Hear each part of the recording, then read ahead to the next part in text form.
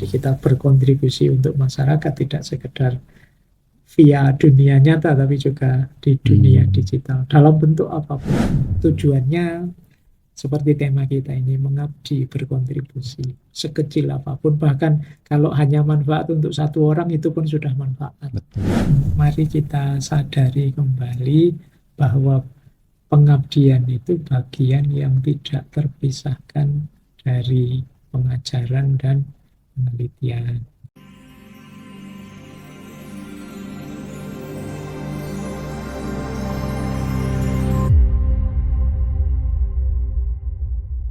Baik Pak Faiz, masih semangat ini. Semangat. Ini bagian terakhir ini. Ternyata banyak sekali yang bisa kita diskusikan ya Pak Faiz terkait pengabdian itu. Gini, kalau bicara tentang pengabdian itu, atau dulu saya kenal dengan community development itu kan sebenarnya diskursus ini sudah berkembang sedemikian rupa ya. Tapi karena di lingkungan kampus itu sivitas akademik itu concernnya tidak ke situ, jadi update-update terkini tentang wacana pengabdian masyarakat itu kan segmented ya, hanya yang concern di situ aja yang update gitu ya. Jadi seolah-olah nggak berkembang, padahal sudah berkembang sedemikian rupa. Kayak dulu Pak Faiz kan ada desa binaan misalnya. Nah, aktif dulu ya Pak Faiz ya. Aktif dulu. Sampai ke Kulon Progo yang naik itu, ke Gunung Kidul, Giri Suko dan lain-lain. Tapi itu kan wacananya masih binaan ya, seolah-olah kampus itu top down membina desa, padahal sekarang kan sudah nggak bisa ya begitu ya, karena sudah bukan community development lagi tapi community partnership, community engagement gitu ya. Desa juga bukan desa binaan lagi, kita sebut sekarang desa mitra karena mereka kan pusat sumber gitu loh ya. Jadi kalau Pak Faiz mengikuti dari dulu sampai sekarang itu kira-kira bagaimana itu Pak Faiz, kira-kira model sekarang kan kalau kita mau membina desa itu kan desa lebih banyak anggarannya dengan dana desa misalnya itu. Jadi kalau dari yang dulu pengalaman desa binaan sampai sekarang dalam konteks masyarakat yang sudah seperti ini itu kira-kira model pengabdian yang bisa kita agendakan seperti apa? Ya teman-teman LPPM, saya lihat sudah banyak kan model-model macam-macam jenis pengabdian. Kemarin saya lihat ada pasar, ada sekolah pasar, ada yang masih banyak alternatif-alternatif yang bisa kita lakukan ya, seperti tadi tidak harus berbasis anggaran, tidak harus, karena kadang-kadang mereka juga lebih berdaya daripada kita bisa melakukan banyak hal dan sudah dilakukan saya yakin. Cuma begini, untuk era-era hari ini semoga kita tidak lupa bahwa dunia kita hari ini tidak sekedar dunia nyata. Betul itu. Dunia kita hari ini mungkin 50% lebih ada di dunia digital, dunia maya. Kalau saya mungkin mulai dipertimbangkan aktivitas-aktivitas pengabdian untuk dunia digital ini. Entah dalam bentuk apa, mulai saya tidak tahu engagement yang bagaimana yang memudahkan, karena saya lihat sekarang ya kehidupan kita banyak bergerak di situ. Mungkin model-model bikin program-program apa yang bisa menarik secara digital yang itu bisa berkontribusi paling tidak meningkatkan literasi digitalnya masyarakat. Entah bagaimana caranya, mungkin dengan pelatihan-pelatihan atau membuat komunitas-komunitas, atau itu menurut saya menarik. Sekarang dakwah saja kan orang sudah mulai menggagas dakwah digital di era digital. Dan Pak Faiz pernah ngasih materi tentang itu, mungkin bisa di-share ke kita dalam konteks pengabdian kepada masyarakat. Dan di antara kelebihannya UIN itu kan justru di aspek dakwah.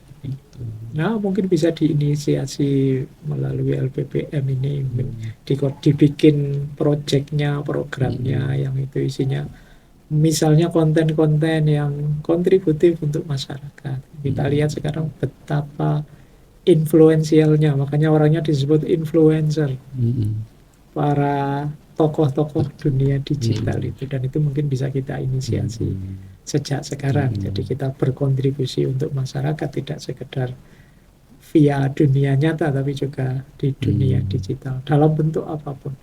Saya tahu banyak juga kita di sini yang sudah beraktivitas di dunia digital. Mungkin Pak Maurisun punya channel, Bu Ade punya channel, teman-teman juga banyak yang punya channel.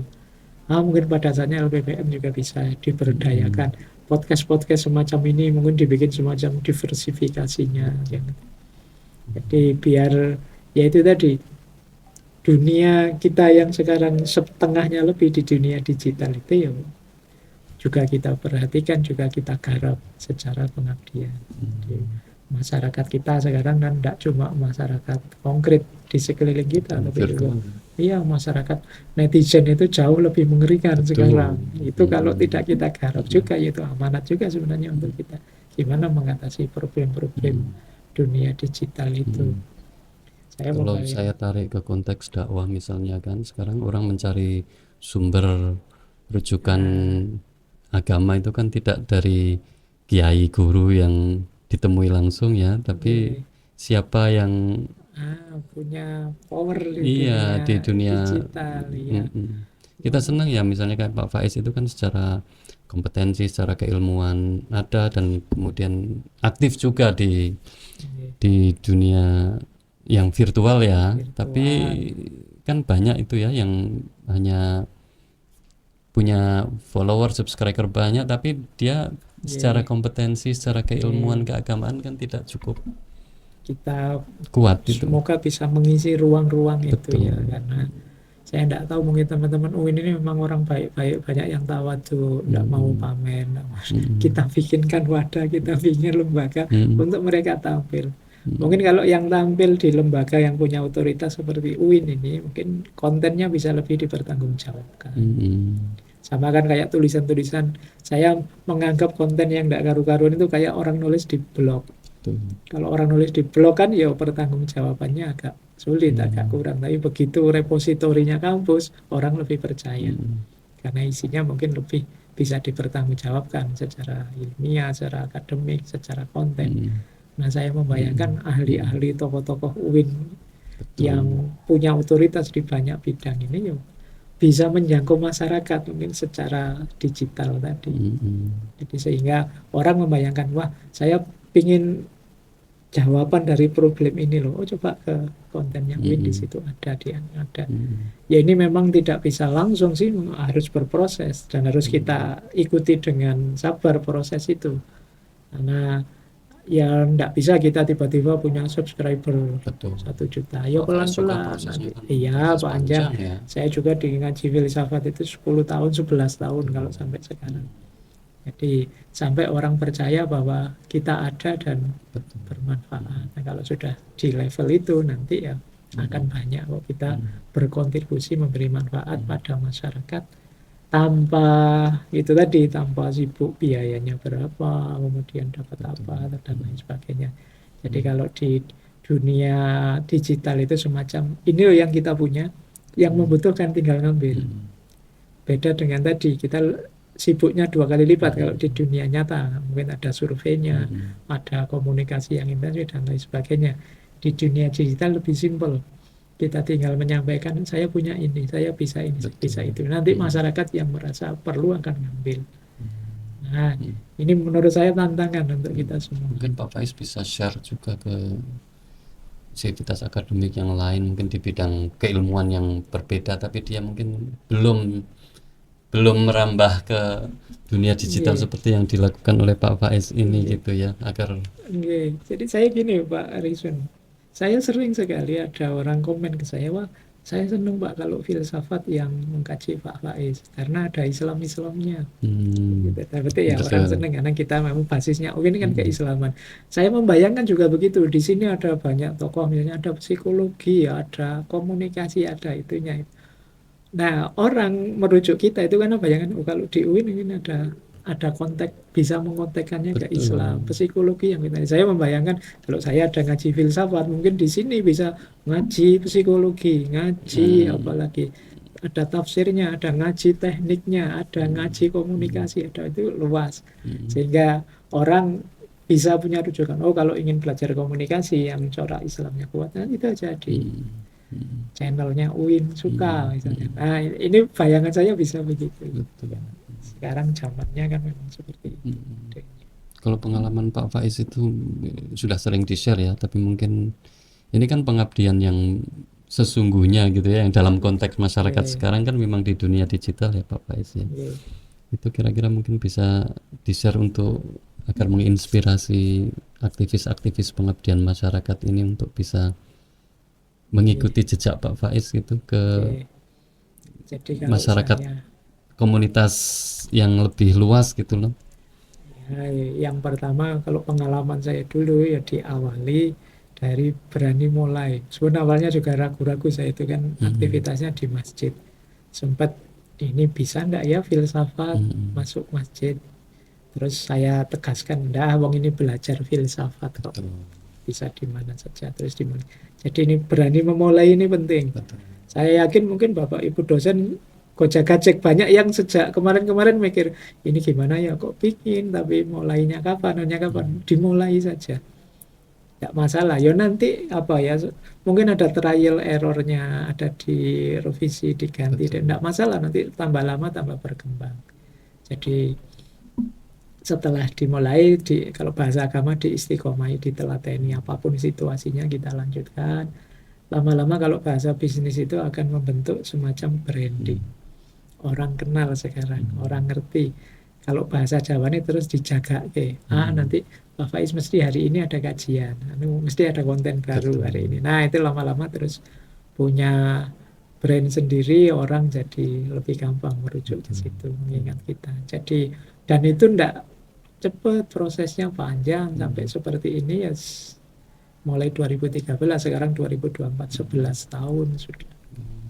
Oke Pak Faiz, jadi kalau tadi saya simak itu berarti yang pertama itu harus berani ya Pak Faiz ya, Oke. harus berani gitu. Kita tidak tahu tema ini akan diminati orang atau tidak. Ya, Pak Faiz sendiri saya kira dulu awalnya tidak merencanakan ini akan jadi viral dan banyak follower subscribernya kan Pak. malah awalnya juga enggak di online kan sih, direkam biasa Mm-mm. saja, kajian biasa direkam, tapi lama-lama ya mengikuti perkembangan, terus diupload online dan lain sebagainya. Dan awalnya juga yang ikut kajian paling 10 orang, 11 orang. Lama-lama jadi banyak, apalagi ketika masuk ke medsos ya Mm-mm. sudah mulai banyak yang mengapresiasi. Jadi poinnya ada di istiqomah kita, Mm-mm. keseriusan kita. Kalau kemampuan insya Allah semua Bapak Ibu, Iya. apalagi yang dosen bisa lah, mampu lah. Apalagi temanya ya, kalau saya tidak salah kan Pak Faiz ini kan filsafat, segmented sekali toh. Iya, Yang minat filsafat itu iya, jadi kalau mau diukur kan ya tidak, tidak besar bukan juga, tema-tema yang ya, awalnya ya Pak Faiz tema-tema ya, populer. bukan tema populer, tapi ternyata kan lebih populer dari yang lain mungkin karena istiqomah itu. Iya, karena ya kalau bahasa Jawanya tadi orang jadi jaga ke, mesti ada nanti Iya, yang baru, pasti ada. Itu saya lama-lama. juga subscriber dan rutin mengikuti karena Pak Faiz ini kan apa ya? Kan ada judul buku Filosofi Made Simple ya. Jadi kalau di Pak Faiz ini kan filsafat itu jadi mudah gitu dipahami gitu ya. Apalagi dengan suaranya yang Ya, lembut gitu. yang pelan itu kan yang lembut. Ya itu tidak bisa teriak-teriak. Tapi serius Pak Faiz, kajian-kajian filsafat Pak Faiz itu memang membuat kan orang itu image-nya filsafat itu susah. Iya. Filsafat itu kadang membuat jauh dari agama gitu kan, begitu ya, seolah-olah bahkan kalau zaman dulu kan takut orang tua untuk belajar, anaknya belajar filsafat takut, wah ini nanti nggak mau sholat, tapi ternyata kan tidak gitu ya. Pak Faiz memberikan ini menjadi dengan warna yang saya kira berarti tema-tema bidang keahlian dosen yang lain, keilmuan itu saya kira lebih punya potensi yang lebih besar juga untuk dikembangkan ya Pak Faiz. Bagaimanapun teori apapun, konsep apapun kan diawali dari riset, penelitian di lapangan. Betul. Jadi pasti nyambung lah dengan bidang-bidang lapangan, bidang-bidang yang menyentuh hidupnya masyarakat langsung. Tinggal yaitu tadi keistiqomahan kita, keberanian memulai, kemudian orientasinya jangan, kan banyak orang itu yang penting subscribernya banyak, yang penting dapat banyak, sudah lah itu efek saja, jangan jadi tujuan. Tujuannya seperti tema kita ini, mengabdi, berkontribusi sekecil apapun, bahkan kalau hanya manfaat untuk satu orang itu pun sudah manfaat. Betul. Jadi tidak harus untuk puluhan orang, puluhan ribu orang, dan itu pun sudah pahala kalau bahasa kita, itu sudah luar biasa, ilmu kita sudah bisa memberi sesuatu pada yang lain. Oke.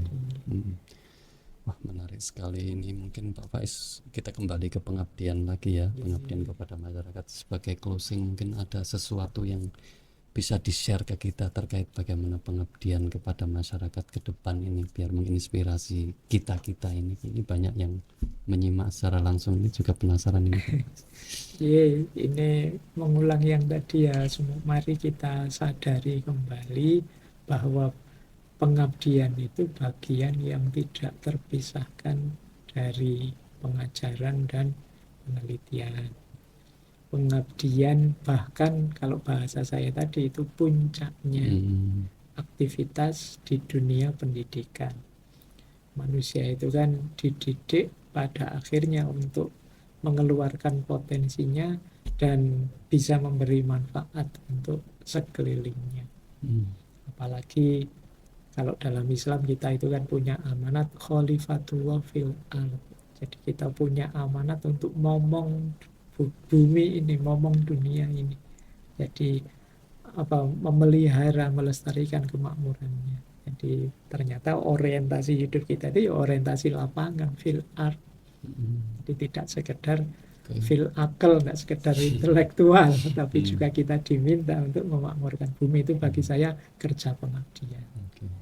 Jadi semoga kesadaran ini muncul dan naik kembali. Kebanggaan yang mengabdi semoga tidak lebih kecil dari kebanggaan yang meneliti dan juga mendidik, mengajar. Karena tiga-tiganya penting, bahkan puncaknya ada di situ. Semoga aktivitas pengabdian apapun yang kita lakukan yang membawa, kalau bahasa agama itu ada 3 Pak Risun. Ada manfaat, ada maslahat, ada barokah. Manfaat itu keuntungan untuk diri kita, maslahat itu keuntungan untuk sekeliling kita, barokah itu ketika Allah ridho dengan yang kita lakukan, manfaat dan maslahat tapi dilipat gandakan secara lebih mendalam dan meluas. Nah, ini kalau teman-teman Win, wawasannya sudah sampai di sini, sampai barokah. Semoga dengan pengabdian hidup kita jadi barokah. Baik. Oke. Terima kasih sekali. Ini masih pada pengen lanjut lagi tapi kayaknya terima kasih untuk sharing pengalaman, wawasan, dan apa ya tadi ya, insight yang luar biasa dari Pak Faiz gitu ya. Semoga bisa memberikan manfaat, menginspirasi banyak sivitas akademik, sahabat podcast 2M ya, meneliti mengabdi LPPM UIN Sunan Kalijaga. Saya cukupkan sampai di sini. Terima kasih. Kita ketemu lagi di podcast berikutnya. Assalamualaikum warahmatullahi wabarakatuh.